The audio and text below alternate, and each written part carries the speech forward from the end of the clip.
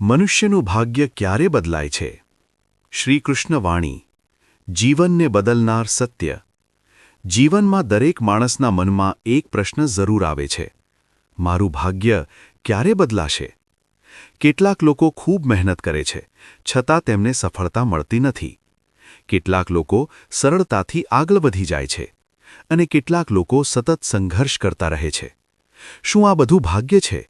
કે પછી કંઈક એવું છે જે આપણે સમજતા નથી? આ પ્રશ્નનો જવાબ મળે છે ભગવાન શ્રીકૃષ્ણની વાણીમાં, જે આપણને શીખવે છે કે ભાગ્ય કોઈ જાદુથી નહીં, પરંતુ આપણા વિચારો, કર્મ અને વિશ્વાસથી બદલાય છે. ભાગ્ય શું છે? ભાગ્ય એટલે આપણા ભૂતકાળના કર્મોનું પરિણામ. અમે જે કામ કરીએ છીએ તે આપણા ભવિષ્યને બનાવે છે. જેવું વાવશો તેવું લણશો. જો તમે સારા કર્મ કરશો તો સારા પરિણામ મળશે. જો ખોટા કર્મ કરશો તો મુશ્કેલીઓ આવશે. પરંતુ સૌથી મહત્વની વાત એ છે કે ભાગ્ય સ્થિર નથી, તે બદલાઈ શકે છે. 1. જ્યારે તમે વિચાર બદલો છો. શ્રીકૃષ્ણ કહે છે કે મનુષ્યનું ભાગ્ય સૌથી પહેલાં તેના વિચારોમાં બદલાય છે. જો તમે હંમેશા નકારાત્મક વિચારો કરો છો, મારાથી નહીં થાય, હું નબળો છું, તો તમારું જીવન પણ તે પ્રમાણે જ બને છે. પરંતુ જ્યારે તમે સકારાત્મક વિચારો અપનાવો છો, હું કરી શકું છું, ભગવાન મારી સાથે છે, ત્યારે તમારું ભાગ્ય બદલાવા લાગે છે. 2. જ્યારે તમે પોતાને ઓળખો છો. શ્રીકૃષ્ણ કહે છે કે તમે માત્ર આ શરીર નથી, તમે આત્મા છો, અવિનાશી અને શક્તિશાળી. ન જાયતે મ્રિયતે વા કદાચિત. જ્યારે તમે આ સત્યને સમજો છો, ત્યારે તમારા અંદરનો ભય દૂર થઈ જાય છે, અને આ સમજણ તમારા જીવનમાં મોટો ફેરફાર લાવે છે. 3. જ્યારે તમે કર્તવ્ય પર ધ્યાન આપો છો. ઘણા લોકો ભાગ્યને દોષ આપે છે, પરંતુ પોતાનું કર્તવ્ય નથી કરતા. શ્રીકૃષ્ણ કહે છે, કર્મણ્ય એવા અધિકાર અસ્તે. અર્થ, તમારું ધ્યાન માત્ર કર્મ પર રાખો, ફળ પર નહીં. જ્યારે તમે સચ્ચાઈ અને નિષ્ઠાથી કામ કરો છો, ત્યારે ભાગ્ય ધીમે ધીમે બદલાય છે. 4. જ્યારે તમે ધૈર્ય રાખો છો. ભાગ્ય એક દિવસમાં બદલાતું નથી. જેમ બીજ વાવ્યા પછી તરત જ વૃક્ષ નથી બનતું, તે રીતે મહેનતનો પરિણામ પણ સમય લે છે. ધૈર્ય પ્લસ વિશ્વાસ બરાબર ભાગ્ય પરિવર્તન. 5. જ્યારે તમે ભગવાન પર વિશ્વાસ રાખો છો. શ્રીકૃષ્ણ કહે છે, મામેકમ શરણમ વ્રજ. અર્થ, ભગવાનની શરણમાં જાઓ. જ્યારે તમે ભગવાન પર વિશ્વાસ રાખો છો, ત્યારે તમારા જીવનમાં ચમત્કારિક બદલાવ આવે છે. 6. જ્યારે તમે આસક્તિ છોડો છો.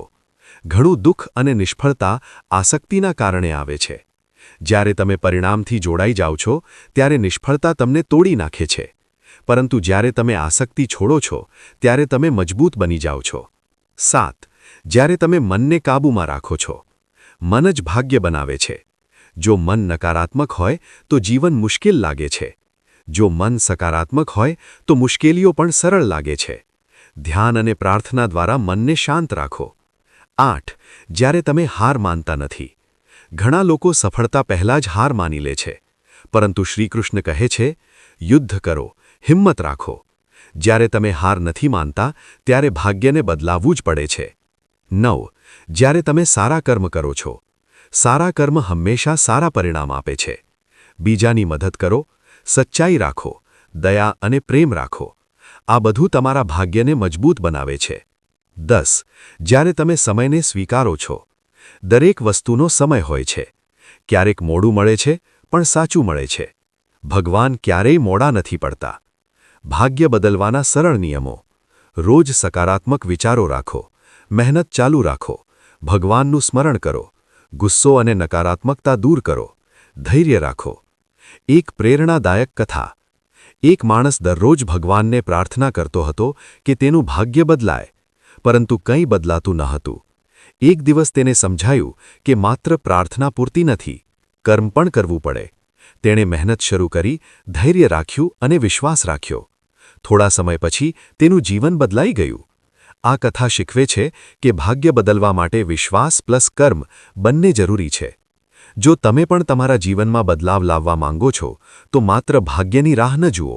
પોતાના વિચારો બદલો, પોતાના કર્મ સુધારો, ભગવાન પર વિશ્વાસ રાખો, અને સૌથી મહત્વની વાત, ક્યારેય હાર ન માનો. શ્રીકૃષ્ણની વાણી આપણને શીખવે છે કે મનુષ્ય પોતાનું ભાગ્ય પોતે જ બનાવે છે. હંમેશા યાદ રાખો, તમારું ભાગ્ય આજે નહીં તો કાલે જરૂર બદલાશે, જો તમે સાચા માર્ગ પર ચાલતા રહેશો. જો તમને આ વિડિયો ગમે તો લાઇક અને ચેનલને સબસ્ક્રાઇબ કરો, બેલ આઇકોન દબાવો અને તમારા મિત્રો અને પરિવાર સાથે જરૂર શેર કરો.